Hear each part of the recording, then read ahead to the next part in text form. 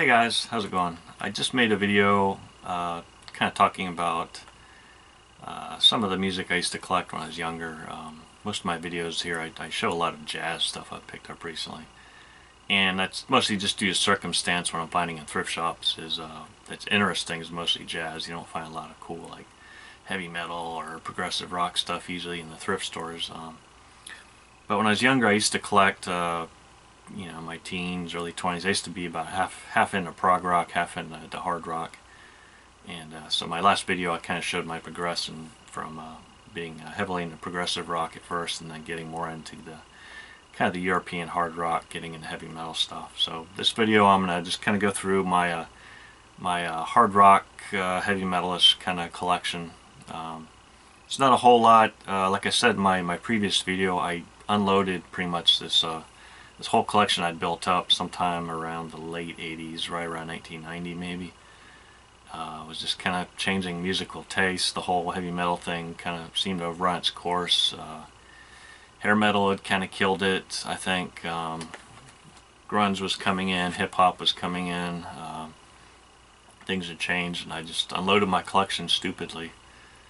Instead of boxing it up, putting it in storage, I just unloaded it. But I've kind of been rebuilding the collection, the artists I really enjoyed when I was younger, and this is what I got. I'm actually going to start with some Marillion. I know they're more progressive rock type stuff, but it's all in my mind kind of related. And actually, I talked a lot about Ace's Records, not a lot, but I talked about Ace's Records at the Ultimar Flea Market, where I just used to love going when I was younger. They were open there maybe about 10, not even 10 years. Just a short span, but I picked up a whole lot of heavy metal stuff. But one of the things they carried, in addition to all these cool import records and picture discs and special packaging, bootlegs, they carried Kerrang magazine. Kerrang! It's a British heavy metal magazine. It was real big in the 80s. I think it's still around, but it's it's not into the music that I remember. It's into the new, whatever is new in heavy metal, I guess. But I used to collect these magazines, and I'd read them cover to cover, because they go a lot into like what's going on in rock, what's new, and you'd learn a lot about the connections between the different groups, and really learned a lot about hard rock, heavy metal back in the 80s that way. But I was going to say is, what's interesting is, like, you might think Marillion, like they're a full-on prog band, what they have to do with hard rock, heavy metal. But the guys in the band here, they're on the EMI label, and so is Iron Maiden. And at least the singer of Marillion, Fish, he used to hang out with Bruce Dickinson and the Iron Maiden boys. They used to party together. It was a pretty common thing. I don't know if the rest of the band did, but they were friends, They were all musicians, they're just friends. But this band was really important to me right around the late 80s, 86 to about 1990.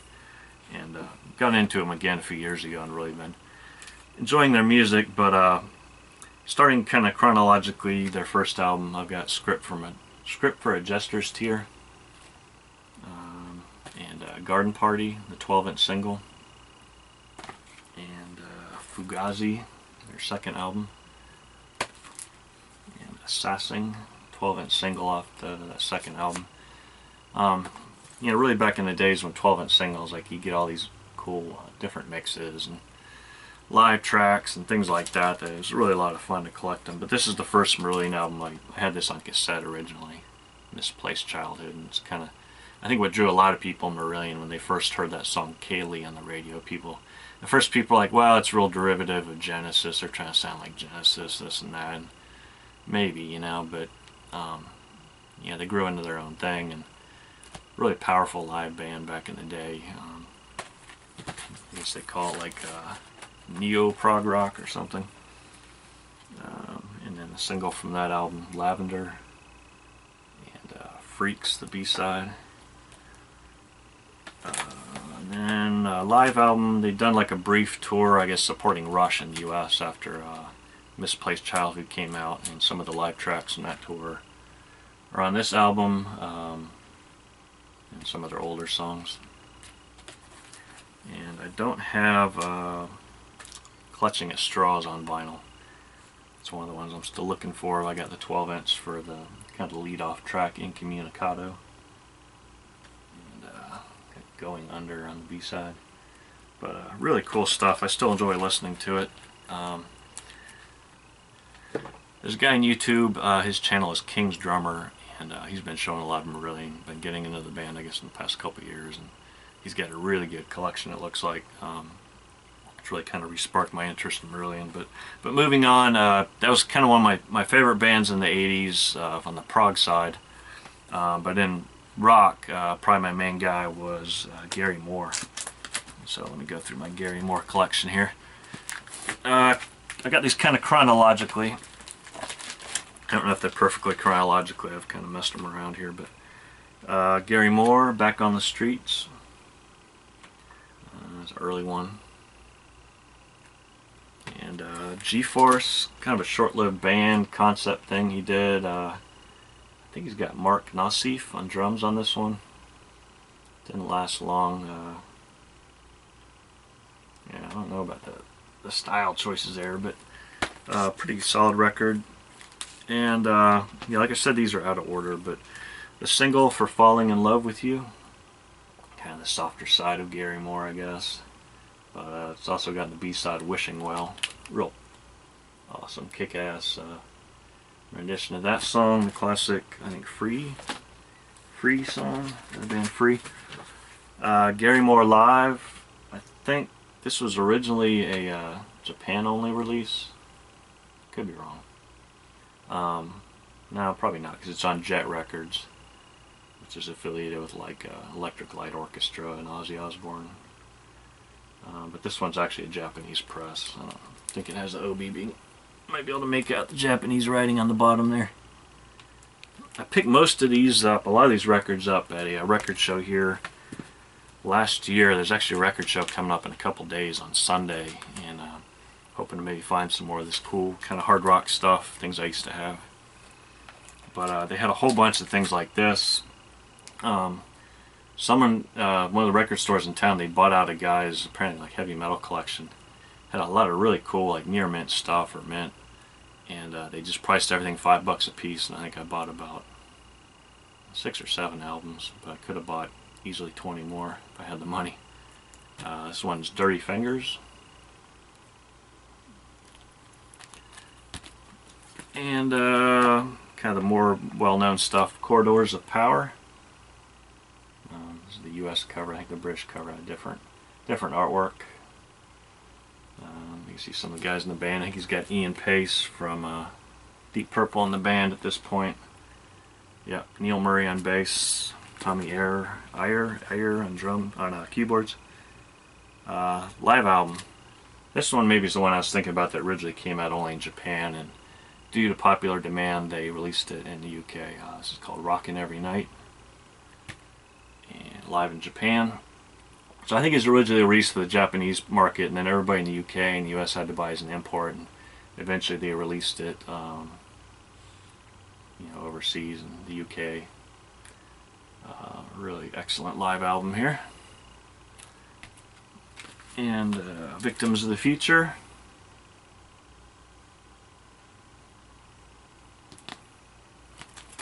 US pressing. Most of these are US pressings.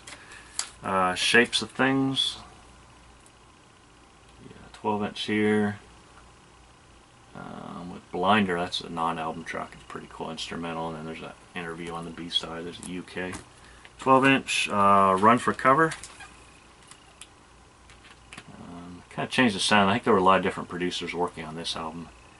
But he had the great singer Glenn Hughes on this, and I think at the time he was kind of hoping that Glenn Hughes would be like his singer and bass player.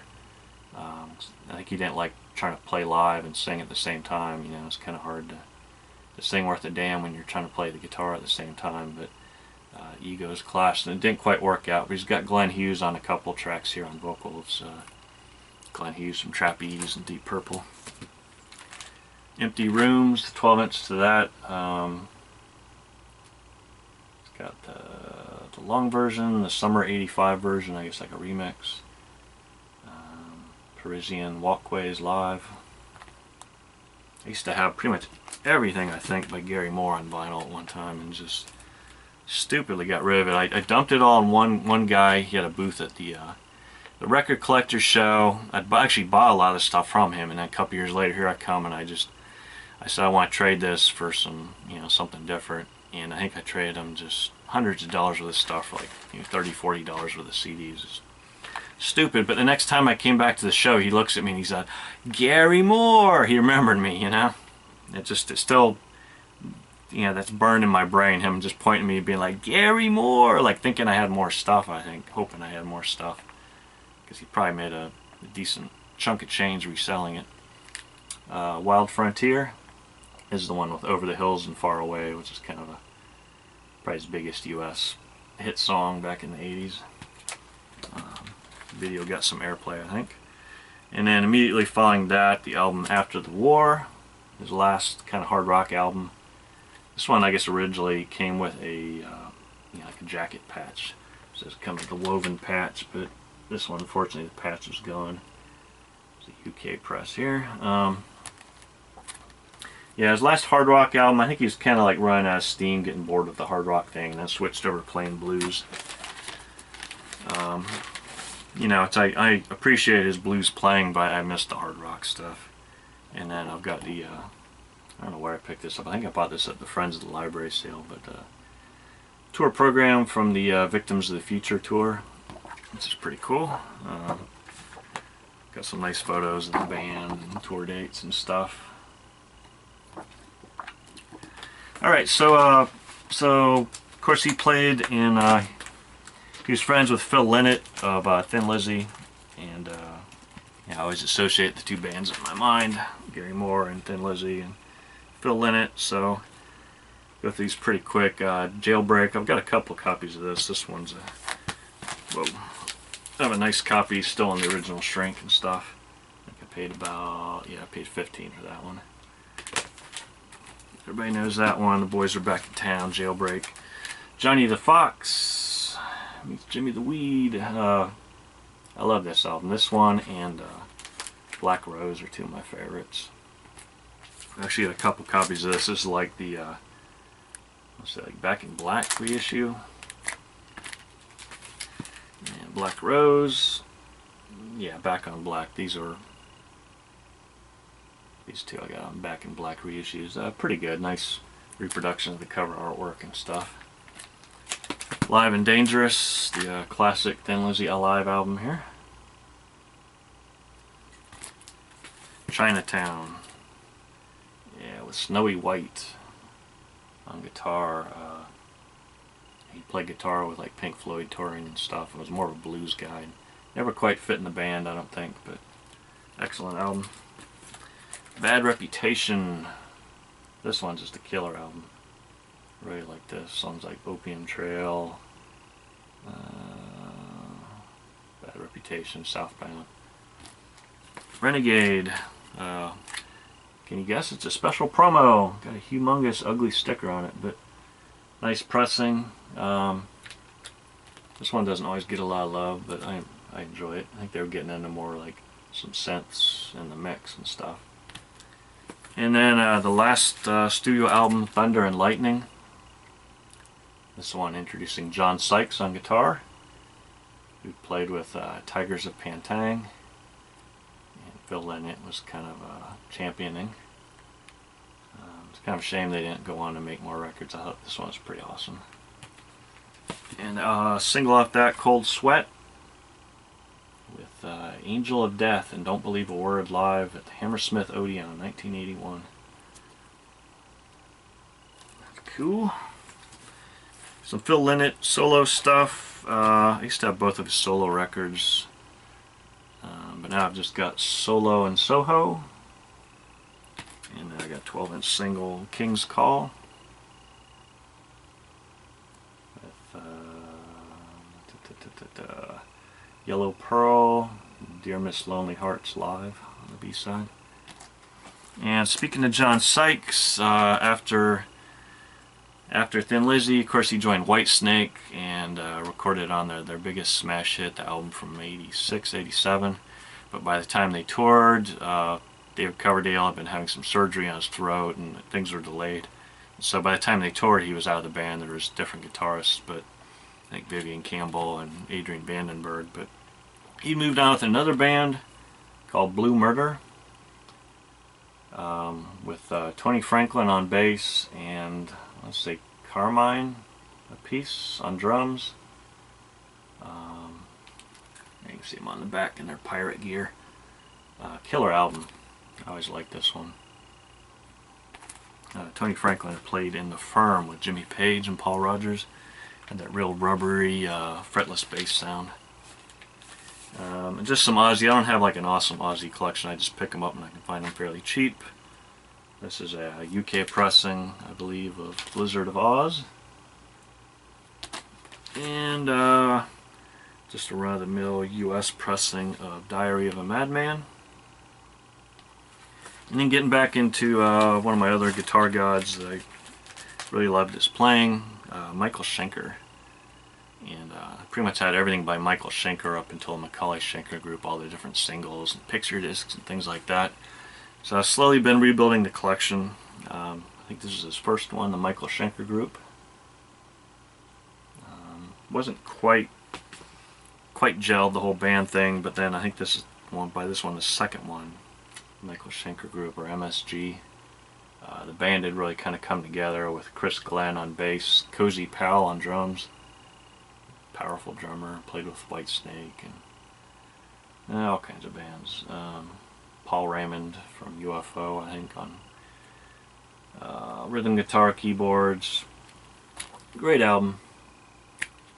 But this one is probably my favorite. There's a promo here, Assault Attack, with Graham Bonnet on vocals. Just awesome, powerful, melodic, heavy, hard rock, heavy metal here. And I've got the picture disc of that one. Glad to pick this up. And then their, I guess their last studio album, called Built to Destroy, wasn't a real big hit. Their sound, kind of, I don't know, something wasn't quite right about it, but they released two different versions. This is the UK pressing here, and I want to say, like, the difference is the US pressing, it's mixed a little differently. I think there's more keyboards or something. There's some slight differences. They're not huge differences. So that's the UK pressing, and then this is the US pressing.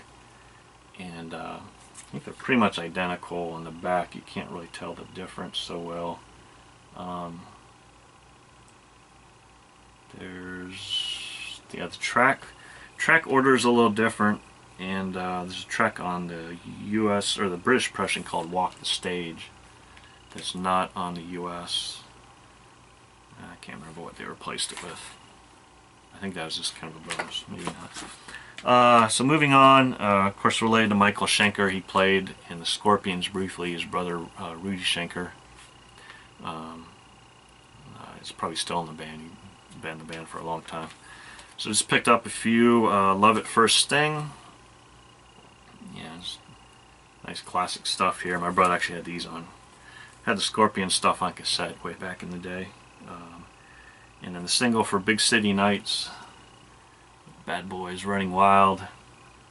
It's kind of nice. It's got pictures of some of their other albums, promoting their albums on the back. It's cool. And let's see, speaking of guitar gods, got some Yngwie Malmsteen, his debut, Rising Force. I had to buy like 3 copies of this to find a decent copy. Most of the ones you see are pretty beat up because I think people kind of listened to them and passed them around to their friends. Everybody had to hear it. The second one, Marching Out.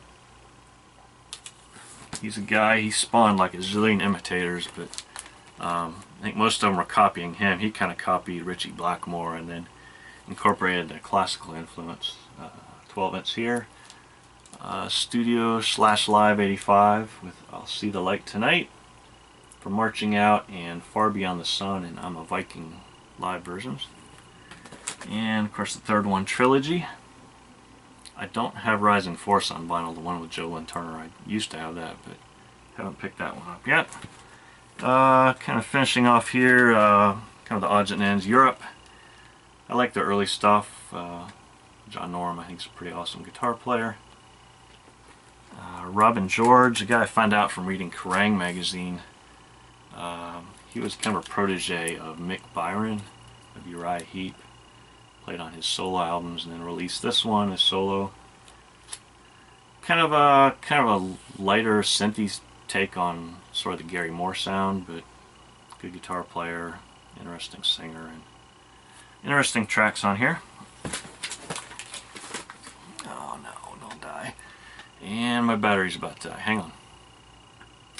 Glenn Hughes and Pat Thrall, Hughes Thrall from the early 80s. Excellent album. Pat Thrall had played in the Pat Travers Band. Great guitarist. Glenn Hughes, amazing voice of rock here. Got Deep Purple, of course, and the band Trapeze. Kind of synthy, hard rocky kind of stuff. Really good album. And this one, Phenomena, featuring Glenn Hughes on vocals. It's got Neil Murray on bass, Cozy Powell on drums, Mel Galley of Whitesnake, and his brother Tom Galley. Tom Galley wrote the lyrics. Kind of a concept album.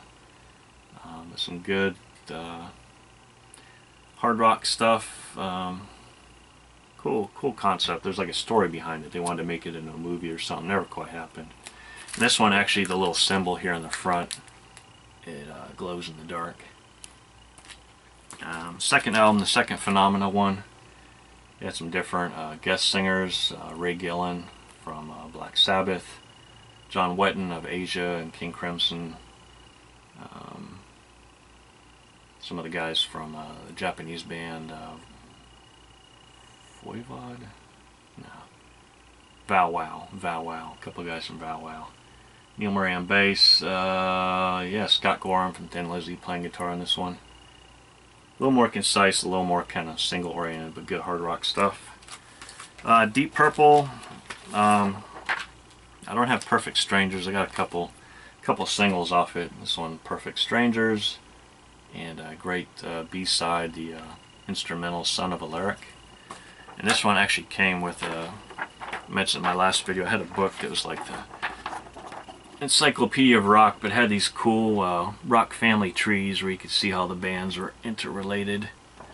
So that came in this single, which is really cool, because everybody who played like Deep Purple and Black Sabbath and Ozzy's band and Gary Moore's band, they all kind of just switched between bands at different times.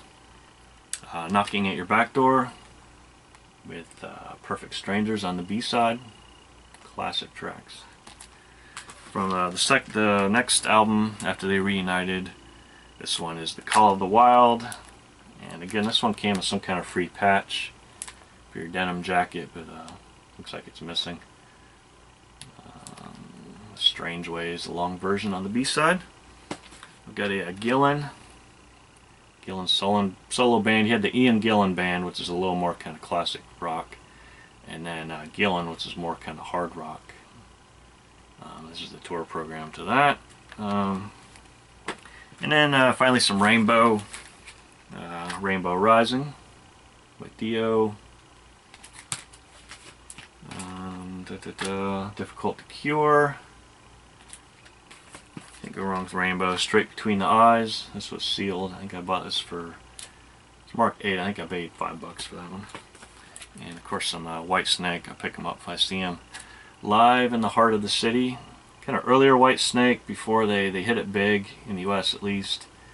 David Coverdale still had brown hair, and they were a lot more of a bluesy kind of blues rock band. Really like that. Ready and Willing. Well before the hair metal days. Before the whole LA look and sound had taken over European hard rock and kind of screwed it up. And everything was more blues rock based. And then this is cool. It's a recordings from the Castle Donington kind of music festival they used to have every year. Probably still do in the UK. But you've got Rainbow, Scorpions, April Wine, Saxon, Riot, and Touch on this one. Got a nice picture of the, I guess the approach to the festival there with the security guard. So yeah, nice little thing. Like I said, I'm rebuilding my hard rock collection, but that's what I've got so far. And yeah, thanks for watching. Glad to get it out there. I'm not just a jazz fan. I used to like hard rock. I like progressive rock. I like a lot of stuff, but just don't find it in thrift stores, or don't find a lot of these cool things at the record shops these days. Thanks for watching. See you next time. Hey, I realized I left out a couple important records from my collection here. In the Yngwie Malmsteen vein, he'd originally been in the band Steeler here in the US. He came to Los Angeles and played in a band called Steeler, which wasn't very notable, except the singer was Ron Keel, who went on to form his own band, Keel. But that kind of got his name out there, and then he joined this band with Graham Bonnet and a couple guys from the band New England. This album was produced by Paul Stanley of Kiss. It was probably actually produced by Mike Stone, who did, I think, the first Age album also. But there are a couple guys on here, Jimmy Waldo on keyboards and Gary Shea on bass. And they joined with Graham Bonnet on vocals and Yngwie on guitar. They recorded this awesome album, No Parole from Rock and Roll. Great stuff, great guitar playing on the ill-fated Rocshire Records. You should look up that label, Rocshire, on Wikipedia and read the interesting story. Real corrupt kind of organization, but I'm glad they put out these records. The second one, the live one, No Parole from Rock and Roll, I guess also known as Live Sentence. The live one with Yngwie, also again on Rocshire Records. And then the second studio album called Disturbing the Peace, and this one with Yngwie had already moved on and gone on and started his solo career doing what he wanted to play. But Steve Vai built his spot here very capably. He had been the stunt guitarist in Frank Zappa's band, doing the crazy stuff. It's a slightly different sound on this one, but I really love this album. I used to watch the video on V32 out of Lakeland, Florida for a God Blessed video. Really enjoyed that. Good sense of humor on these guys. Great album, interesting stuff. Totally different sound from the Yngwie band. And then they did another Dangerous Games, but I've never cared for that album. But Graham Bonnet then teamed up, actually joined the band. It's not his band, but it's a band of a young guitarist who was sort of in the Yngwie vein, named Chris Impellitteri. I think this was their second release. Their first was an EP, and this is their first full-length, I think, called Stand in Line. So Graham Bonnet on vocals, Chris Impellitteri on guitar, Chuck Wright on bass. I think he'd been with Quiet Riot maybe. Pat Torpey on drums, Phil Wolf on keyboards. Really like this album. Of course, they do a cover of Stand in Line that, you know, Graham Bonnet had done with Rainbow. I think that was a Argent song. Can't remember the guy's name who wrote it. But some really good playing on here. Kind of in the Alcatrazz. For me, more of a continuation of the Alcatrazz sound than the actual Alcatrazz follow-up. Dangerous Games. I thought that was a pretty crappy album. So that's it. I just kind of forgot I had those sitting somewhere else here in the room, but that's it.